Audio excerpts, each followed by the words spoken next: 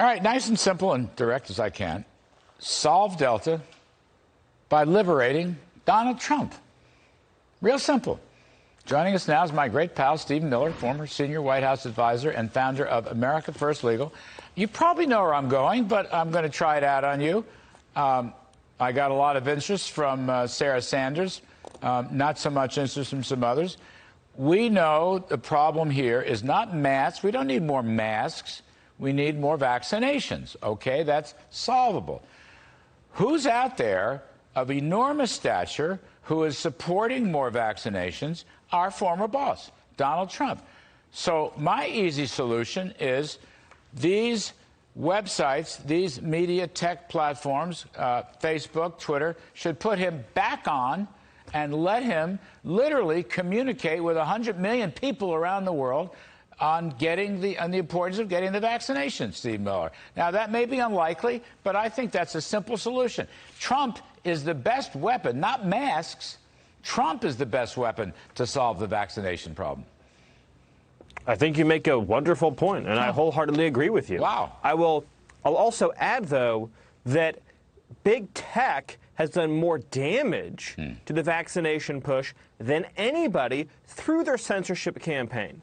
Because scientific credibility is destroyed when you have authoritative voices being wiped off these platforms. So people that are undecided or that are vaccine hesitant are looking at these censorship campaigns. They're looking at qualified, authoritative, informed speakers, nobody more so than the 45th president. And when they see them getting banished, they then question the authenticity of the information they're getting. So big tech companies are actually doing a great deal to undermine confidence in the vaccine. I just agree. I mean, I don't know what you think. To me, masking is not the solution to anything at this point. Vaccinating is. So simple, real simple. You cannot mask your way out of this crisis. Right. That's correct. There are going to continue to be, look, I hope I'm wrong, I do, but in all likelihood, there's going to continue to be new variants of this illness. And so are we going to then remask every single time there's a mutation in this virus? For how many years? For how long? I mean, at some point, we have to acknowledge that science is the way out of this, not distancing and masking for the rest of our lives. So where does this leave? I hate to obsess on this, but, you know, you lived through it and I lived through it. Where does this leave the CDC? They just flip-flopped. They came out with a statement. It's okay, take your masks off. Now they're giving this ambiguous, it's, you know, uncertain, and then they're going into K through 12, Steve Miller. K through 12 is not the problem. K through 12 has never been the problem. The teachers union wanted to make it the problem, but the science said these kids are not the issue at all. What the CDC said, they've been put the teachers unions back in the driver's seat and close schools, for all we know. Once again, the CDC is undermining the government's own vaccination campaign. They've been messing this thing up consistently since Biden was inaugurated. Beginning with, originally, as you remember, take one was that everyone needs to continue masking. We all remember Biden's address to Congress, where I presume almost everyone in that room was vaccinated, and they were all sitting, 10 seats apart, and they were all wearing masks. Then the CDC said, no, never mind, you don't have to wear a mask if you've been vaccinated. Now they're back to saying, so this is the third iteration, that you do have to wear a mask if you're vaccinated. They're missing the whole point of this thing, the whole point, which is that if you get vaccinated, your chance of being hospitalized, or God forbid, dying, are exceptionally small. Right. Vanishingly small.